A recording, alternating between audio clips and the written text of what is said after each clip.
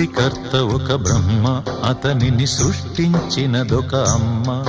ఆ అమ్మకి తెలియని చిత్రాలు ఎన్నో, ఈ సృష్టిని స్తంభింపచేసే తంత్రాలు ఎన్నో. సృష్టికర్త ఒక బ్రహ్మ, అతనిని సృష్టించినదొక అమ్మ.